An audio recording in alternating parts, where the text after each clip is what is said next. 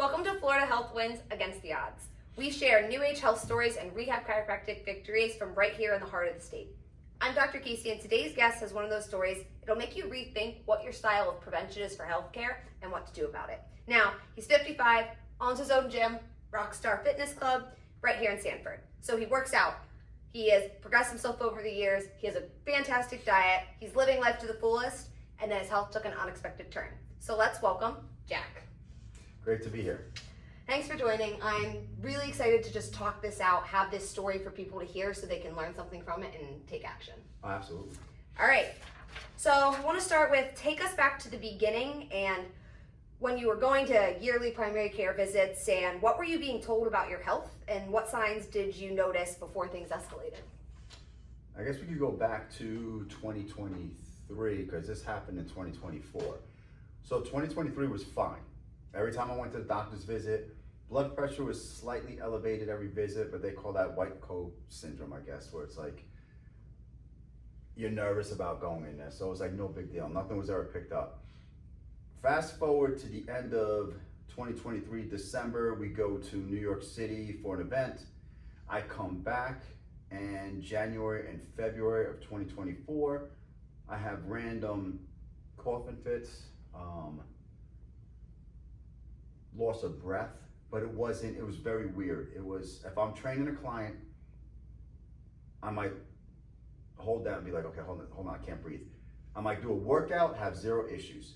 After the workout, I might be like, I can't breathe. I'm just, yeah. So I'm talking to clients. So this was happening, for the 2 months at that time, I was like, God, I must have got something in New York City. That's all I thought. Yep. Training a client, friend of mine, we were talking, and I was like, I can't breathe, man. I'm just having a hard time breathing. And he's like, I think you're going through stress and anxiety. He goes, this is what I have, and those are my symptoms. And I'm like, are you serious? And I have stress, we're all under stress, I own my own business. But I never had symptoms of this. So, through those 2 months, I would have just shortness of breath, to the point where I feel like I'm gonna suffocate. And then all of a sudden it stops. And I remember one morning I woke up, I jumped out of bed, and I'm nervous because I jumped out of bed because I felt like I was suffocating, I couldn't breathe at all. I'm like, this doesn't seem right. So, beginning of March, I decided to call my primary care and say, hey, these are my issues, could I come in to see you? I went in to go see her. We went over everything. She did a EKG, said my heart was semi-abnormal, told me we're not in a worry, there's no rush to go see someone, but we're gonna set you up with a cardiologist. She goes, I think you're dealing with anxiety and stress from what you told me about, what's going on through the year, beginning of the year. And I'm like, really, that's it? And I thought nothing of it because I think, well, you wanted that to be the answer. Yeah, that was it. Yeah, so that's what it was. Yeah. So that was a Wednesday, and that Sunday, actually March 10th, that Sunday, I started having a really severe, insane coughing fit in the morning, to the point where I couldn't stop coughing, didn't know, and I feel this weird feeling, no pain or anything like that, but I felt like a wheezy feeling here. And my wife came home at the time. She was out. She came home and she's like, "What is going on?" I said, "I cannot stop coughing. I don't know what's going on." So we did my blood pressure, and we have the oxygen to read my oxygen. Oxygen was 80, my blood pressure was 180. And she's like, this is absolutely not good. So we have a beamer. It's hard to explain what it is, but it helps with blood flow. You know what that is, right?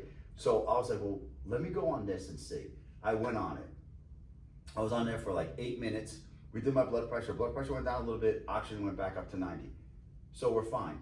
So a couple minutes later, I'm sitting there, so I go, let me test it again. Oxygen goes back to 80. So, and I'm texting, I'm going back and forth with a friend of mine who's a nurse, and I'm like, so what should I do? We're going back and forth, and she's like, you need to go to the ER now.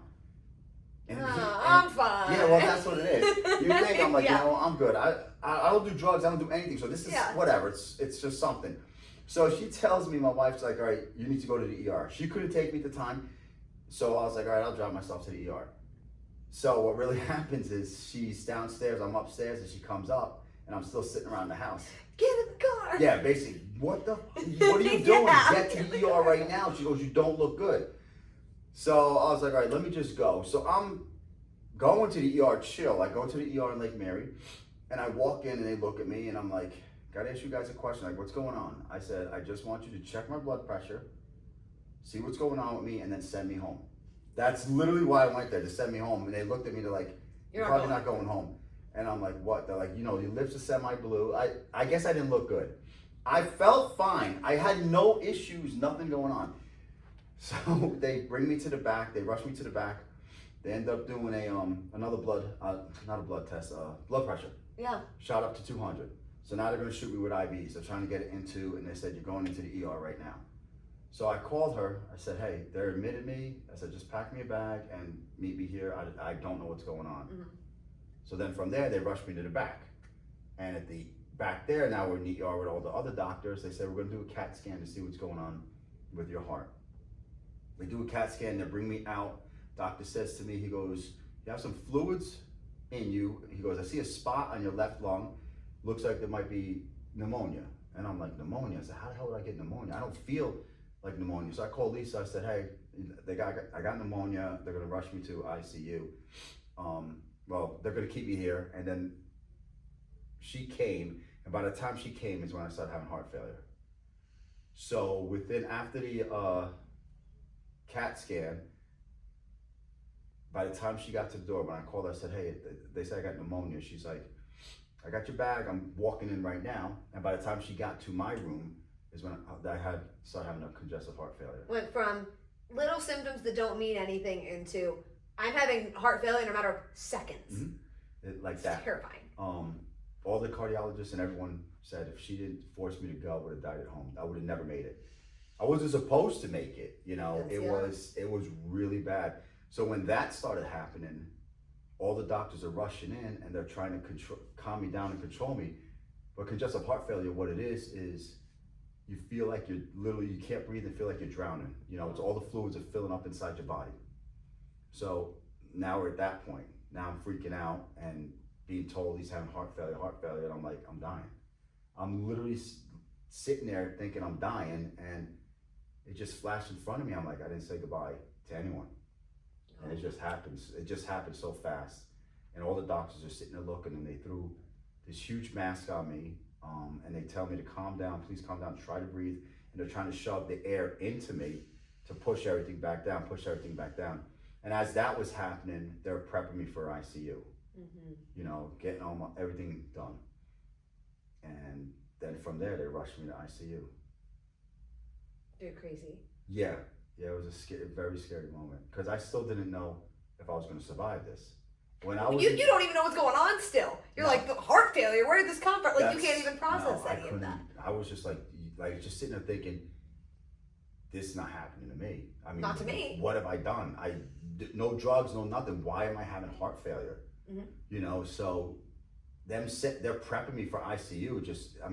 They're doing everything. They're taking my clothes off. They're setting me, everything being rushed to ICU. And the doctor's like, you're not going to die. You're not going to die. We're going to save you. We're going to save you. And I'm just like, it just happened like within seconds. And the vision I saw was like, wow, the gym's done. I'm not here. I won't be able to say goodbye to my parents. When they're saying you're having heart failure and you're suffocating, you can't breathe at all. There's nothing. And then they're trying to tell me to calm down. We have to get the air in you. I don't know if you've ever felt like you're drowning or suffocating. It is really the worst feeling. There's nothing you can do. And I'm just sitting there like, I can't die. I remember grabbing the doctor's hand saying, I can't die. And he's like, you're not going to die. You're not going to die. We're doing everything we can. And it was just like. In school, we learn it as like a sense of impending doom. Like they really? Say that like, yeah, that's the line. They're like, if your patient says, I'm dying, I feel like I'm dying, a sense of impending doom, it's heart failure or heart attack. Like those words coming, that feeling is your body telling you something's very, very, very wrong. Take action. Luckily, you were already there. If I wasn't in ICU, if I didn't bring myself there, I would have died at home. Yeah. All my cardiologists, even the doctors in there, so thank God you came. Thank God you came because you would have never made it. 911 would have never made it to the house by the time, because it happened so fast. So the fluids, after the CAT scan, the fluids filled up inside me so quickly that there was no way of, if I wasn't in the hospital, I would have never made it. I would just died of heart failure, which is what they told me you could have died, you should have died of. Oh, all right. So I want to direct, this is such a powerful story. So, I mean, you said it, you were in great shape, active, eating well, yet this still happened. How did it feel right afterwards to realize that your heart was failing, even though you were doing everything right? How were those next couple of days coming to terms with like crazy? This?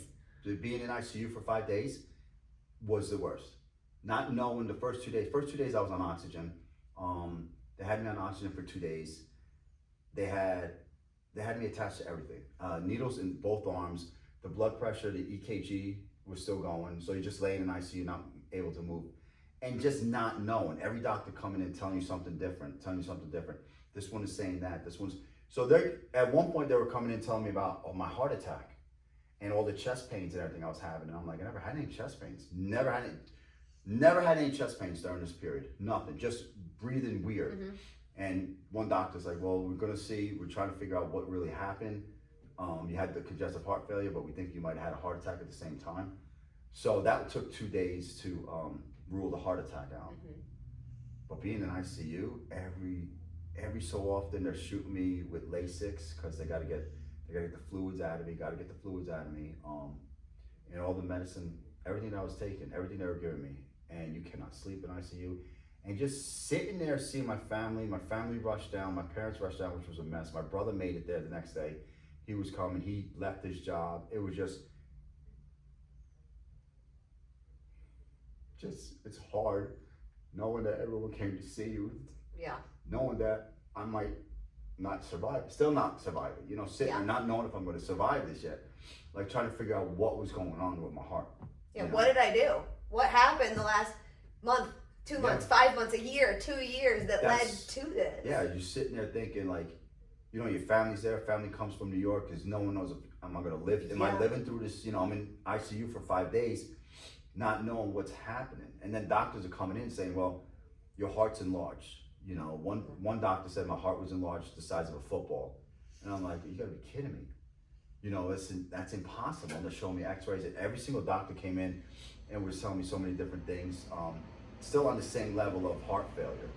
But some are saying this magnitude, some are saying you're okay, some of this, you're like, I can't have these conflicting opinions coming at me right now because it's affecting your emotions, your progress. Yeah, they kept running a lot of tests on me. And the first 2 days I was on oxygen. When I came off the oxygen is when they wanted to do other stuff. Yep. And it was just sitting there thinking, like, how did I have heart failure? I get it if you're on a lot of drugs, if you've done a lot of coke, if you have a really bad background where you've done so much that could affect your heart. I'm sitting here thinking, I'm like, what did I do? I should have, I didn't do drugs my whole life. I should have, because I still ended up. I own a gym, I'm training people, I'm trying to stay in shape. Yeah. And I literally have heart failure for the rest of my life now. Sure. Got heart failure. So it's just, I will always be, any doctor I go to, when I fill everything out, I got to put down, all the heart issues and stuff like that, all the medicines I'm taking. It was, the 5 days in there was bad. It wasn't bad, but it was like, oh my God, I'm in ICU. Yeah.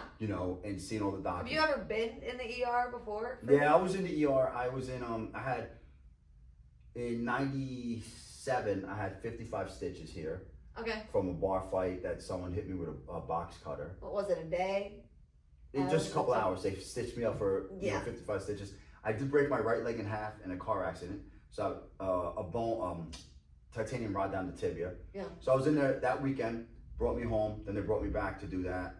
But this is different. Yeah, you're in ICU, you're just sitting there waiting for different doctors to come in and tell you things and, hey, we gotta give you this medicine, we gotta do this, we gotta check this. And it was just constantly checking on me to make sure that I'm living, that I'm not gonna die.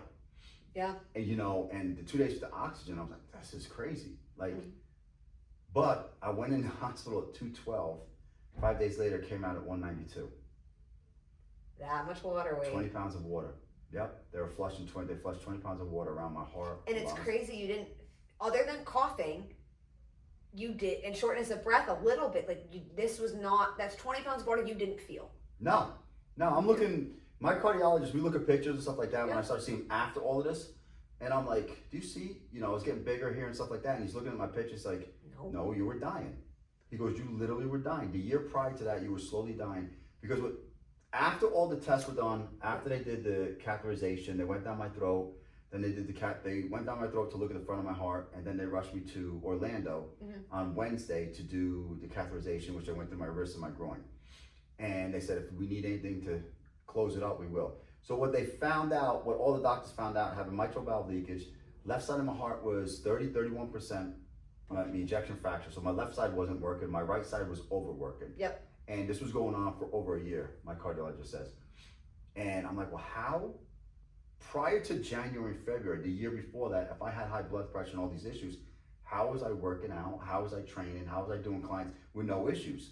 And he said, your body overcompensated it, your heart. He says, your heart, right side of your heart was overworking and it overcompensates. That's what it does. And he's like, and any day you could have died training your clients. Your heart was not working correctly. And I'm sitting there, I'm like, what? And he's like, yeah, he goes, you could have died. You could have died prior to this happening, just walking around the gym. So that was another thing that hit me. I get out of ICU and then I'm seeing cardiologists, and I'm not knocking elderly people and stuff like that, but my visits to the cardiologist, the first visit I sat there, I was in the office. Yeah. Where am I? I'm sitting there and I'm like, holy shit. I said, everyone in here is like in their 70s. So when I talked to my cardiologist, I'm like, am I the youngest one here? He's like, yeah, today you are, yeah. He goes, you weren't supposed to survive this. And I'm like, damn. So, and then everything changed after that. So one other thing I have to say too, everyone knows, whoever knows me, they knows that I was a big caffeine freak. Yeah. So, yeah. So, and that was just, I own the gym. There's pre-workouts, drinks and stuff like that. I'm going to go train another client. Let me just drink one. Zero, I never have low energy. I'm always up. But because I have them, let me grab another one. You grab some caffeine, yeah. So that's one thing he did ask me. My wife's like, well, tell him how much caffeine you take. And he's like, well, how much caffeine do you take? And I was like, well, 300 to 1,000 milligrams a day. He's like, whoa. Yeah. I said, sometimes. He's like, what the hell? Are you serious? He goes, for what? I'm like, just to drink because we have it. I said, did that have anything to do with my heart? He goes, it didn't help, but that's not what did it. Yeah. But the caffeine, yeah. So I tell people, if you're taking all these energy drinks, stuff like that, watch yourself. Yeah. You have to. I mean, it doesn't. Yeah. It's not the biggest indicator, the biggest contributor, but it's a factor. Mm-hmm. And Jack is saying it's a factor. Yeah, remember, it's a factor. Don't get stupid. I mean, 300 to 1,000 milligrams of caffeine a day. I'll go home and go to sleep at 10, 11 o'clock at night and then wake up at 5 or 6 in the morning. Yeah, no problem. you didn't need it. Mm-mm. And that's where you're like, all right, we're I was just drinking it because, we got a new flavor. Let me try it. No, why not? All right. I definitely want to ask, looking back and talking to your cardiologist. So if your high blood pressure had been treated earlier, we think things may have turned out like differently. So what do you want people like listening to know about advocating for themselves when something feels off or something is off on your blood work? Yo, you seriously got to self-medicate yourself. You seriously got to not self-medicate yourself. You have to do research. Okay. You got to look into it deeper. I didn't. I listened to my doctors and I'm just like, yeah, okay, fine. I don't want to hear. Yeah, so the high blood pressure, the doctor said you had hypertension for a year. Mm-hmm.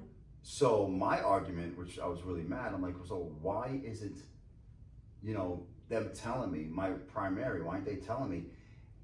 And because he says, when you go there, it's high, stuff like that. They have their excuses for it. I mean, I'm not knocking them because everything went fine. All my visits were always good. Yeah. Except that slightly elevated blood pressure. But during the visit, it would go down. Yeah. You're saying still be an advocate. Yeah, still look into it and see if there's anything that needs to be done. I mean, for the year I've had, see, the thing is, even like, because my doctor, you had zero issues. I didn't have this. I mean, I ended up getting bloody noses a couple times, but I just thought maybe allergies and stuff like that. But then again, I also thought, God, is my blood pressure too high? So you can't mess around as you get older too. Young people, the same thing, but me at 55, or when this happened, I was 53 going on 54, I would have never thought I'd be sitting there dying. Yeah. That day just... Yeah. But I'm sure you talk to people in the gym and they mention a symptom or two and you're like, please go get that checked. A lot of people I know in the gym changed up their lifestyle after what happened to me. So many of my friends are like, because I was in ICU, no one knew what was going on. They knew in the gym and everyone was taking care of the gym and stuff like that, but they didn't know the extent of it.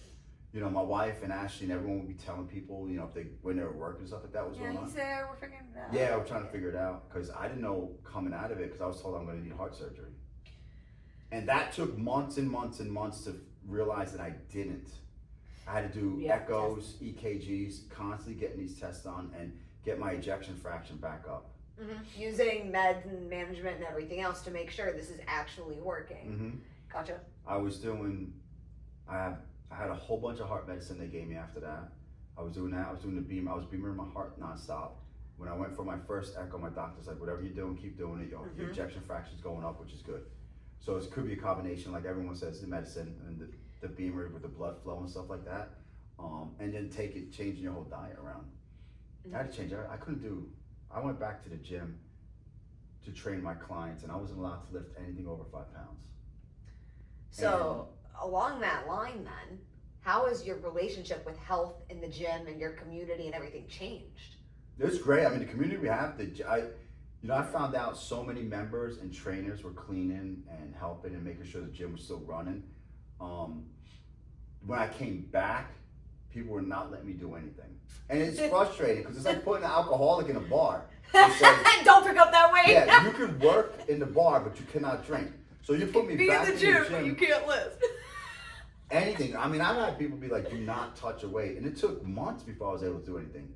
And then my doctor's like, okay, you can start doing these, but at this percentage. And I'm like, God, I can't do anything. And it took forever to do chest workout or leg workout because of the strain on my heart. And I was scared too because I'm getting told, there's a possibility of heart surgery. You still might need heart surgery if your ejection fraction, if things don't change. Yeah, so you go to help put a weight on for a client, you're like, and you had to be. You had to be. I'm like, you guys, and then stress.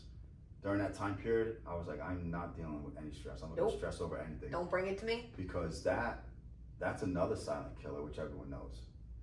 Does everyone know that? We're going to repeat that. Stress is a silent killer. No, a lot of people are under stress and they don't even know. You're right. Correct. And they don't understand what stress is. Oh, I don't have stress. Money's fine. Life's fine. I promise you, every single person is dealing with some sort of stress, whether you realize it or not. 100%. So having stress management techniques, even when everything is going perfect, is so important. So yes, thank you. I didn't want to pass on that because everyone knows it. I'm not sure everyone knows it. No, I mean, you could be stressed with the littlest things. The littlest things, and those littlest things could just escalate to more and more, and you never know. I mean, I thought, I was under stress in January, February, no problem. I mean, that was true, but I didn't think it was any cause of this. No, I stopped eating. Like, that was my symptom, and I didn't realize it. Really? I was so stressed that my nervous system was shutting me down, not letting me digest food, where I would eat 3 bites of dinner and could not force myself to eat anymore. Really? Work out twice a day, And it took me about 2 months to realize it. And my husband saying, eat your freaking food. And for me to realize what's going on. The business is struggling. This is a couple years, but the business is struggling. I'm telling myself I'm not stressed. It's good. I'm figuring it out. Internally, I was freaking out. Yeah. So I'm sure my blood pressure was through the roof then. I'm sure it was. So I totally get all of that. Along those lines, for someone like our patients or your clients, busy professionals who people take care of themselves, right? And it's not always their first priority to go to a yearly checkup. What advice would you give them about prevention and going for their yearly checkups? I mean, you have to go. You have to because you don't even know what's going on. You literally do not know what's going on. I did not know, and I was going to my yearly check twice a year. So every 6 months. Every 6 months I'd go, and everything's fine. I have no issues. Everything, all the tests, start hitting your 40s, your 50s, you get all this stuff done, and everything's going good. I did not that whole year. Did not know. I had 0 symptoms. So there's the other thing, not having you just don't know. You just don't know. I mean, 2023, when he told me that year you were suffering this, you were dealing with this, and I'm like, but I didn't have any symptoms. He goes, your heart, and he looked at me, they did everything with my heart, and they're like, this has been going on for a year. This didn't just happen. This happened those 2 months. Those major symptoms came on with the breathing, the shortness of breath, and like I said, I could do a full workout, have no problems. Then I talked to a client, I'm like, hold on, I can't breathe. I don't know what's going on. And random, every week or two, something like that, I had this weird cough, where it was, it was like you felt something in here, it's fluid, but nothing. Yes, that's exactly what it was. But who would have known? I never in my life thought I'd have heart failure. No, not at all. I'm dealing with my back issue all the time, just getting older and having arthritis in the spine and stuff like that. And I'm like, all right, I've been dealt a shitty card. Yeah, now heart failure. No. What a joke. No. But That's crazy. And didn't your cardiologist say, if I remember, you came out of this partly because of how well you treat yourself? So that's the other thing too. So because I've been working out almost my whole life and training, doing stuff like that, he says that helped. That helped. If I guess it helped to the point where this thing lasted longer. Like it could have killed me right then. The day it happened, when I was when I was having a heart failure, that was it. That was it. But prior to that, because I was working out, It hit it. Yeah. And I tried to understand the whole heart thing, and I'm like, so left side's not working, right side's overworking. He's like, yeah, your right side's overcompensated. I said, I'll do harder workouts and still have no issues. He's like, yeah. He goes, it's good because what was happening, but it wasn't good because you were stressing your heart severely. Mm-hmm. And I'm like, who would have known? 2023, I had no issues, not one symptom. It was 2024 to be 2 months, and I'm thinking, all right, we went to New York City. I might have got sick from something. Yeah. That's what I'm thinking, because I'm just like, okay, I'm having breathing issues, random, not all the time, zero chest pains. Every single doctor's like, well, describe your chest pains. How bad did it hurt? And I'm like, I never had chest pains. It didn't hurt. I never had a chest pain. Every cardiologist I saw in the ER, I'm like, I never had chest pains. No, and part of why I wanted this story was your presentation. I'm wondering how many other people have that. We hear people who die of heart problems in their 50s suddenly. Are they experiencing a shortness of breath? Is it intermittent? Do they have a weird cough? If you are someone in your 40s or 50s, a male hearing this, and you have those symptoms, please go to your primary and say, I'm just worried about this. Can we do some tests to confirm? Dude, yeah. So that's the other thing. My cardiologist, the one I seen right now, I would not have known unless I saw a specific doctor said, hey, we have to run all these tests to see what's going on. I'm sorry. On the surface, it didn't seem that bad. High blood pressure, yeah. But there was nothing there to show, hey, we got to run extensive tests to see what's going on with his heart. Nothing. No, it wasn't there. No. But now with your story, hopefully people can connect these one or two little symptoms and say, there might be a chance, and guess what? You can use it. I heard a random podcast about this guy who had these symptoms. Is it possible for us to order testing? And guess what, guys? Pay out of pocket for it. If they tell you no, go pay out of pocket just in case. It is not fun. It is legitimately scary what I went through. Yeah. Just not knowing if you're going to survive it, not knowing if you're going to, like, now am I limited to what I can do? Yeah. Heart failure for the rest of my life. A lot of people survive congestive heart failure. Some people don't. The scary thing too is one thing he told me is that, because I heard people have congestive heart failure, they end up in the future surviving, but in the future, that's what kills them. I heard somebody say it one time, oh, my patient told me, I have a little bit of congestive heart failure. They said there is no such thing as a little bit of congestive heart failure. It's congestive heart failure. It is congestive heart failure. And I know a lot of people who live for a long time through it too. And I guess there's different, you can have this and they'll say you got congestive heart failure. Yes. Or you could get hit hard with it. It's just... You're healthy. Other than that, you're healthy. You've done everything else. Never smoked. It's crazy. It's freaking... Dealt a shitty hand. Oh, very shitty hand. It happens. Very shitty hand. It happens, and it was just like, just dealing with it. I was like, you think everything in your life is going to change. Everything in your life has to change. Yeah. And for that whole year, not knowing when I'm going to need heart surgery, it wasn't until I think it was July of 2024 when the last echo we did. He's like, wow, your ejection fraction is way back up there. Yeah. He goes, right now, we don't need heart surgery. I still have mitral valve leakage, which is very common for a lot of people. Mine, at the time, was pushing so much blood was pumping it through my heart back into my lungs. Yeah. And just filling it up. And I didn't know. My cardiologist looks at my pictures. He's like, you're puffy. I'm like, yeah, so? He's like, you're full of water. He goes, you were slowly dying that year. He goes, this ain't normal. And I'm like, well, how the hell? How would I know that? I'm thinking I'm getting bigger. I didn't think I was walking around with heart failure. No. So there's the third symptom, puffiness. There, we got it. Shortness of breath. Yeah, coughing fits and so puffiness could puffiness could be from what people take. Let's put all three together, okay? But the shortness of breath, when people say, you know, I have that and it's anxiety. So, I mean, some people do suffer 100%. similar symptoms. And even anxiety causes chest pains. Mm-hmm. You didn't have any chest pains. So I was told I did, but I'm like, I never had any chest pains. So I think that's important. Like, we're not saying it's heart failure. Yes, it could be. Mm-hmm. But make sure you are doing your due diligence to get that rolled out at the same time. Where as long as your heart is safe and rolled out, well, now you follow the stress and anxiety path. Yeah, you just look into that. But yeah, you gotta be careful. You gotta be an advocate for yourself. Yeah, you have to. You know, yep. after a situation like this happens, you look back, you're like, oh my God, so I was lucky. I lived through this. You know, it wasn't my time, and now it's time to change it up and make things better. Yeah. You know. I love that.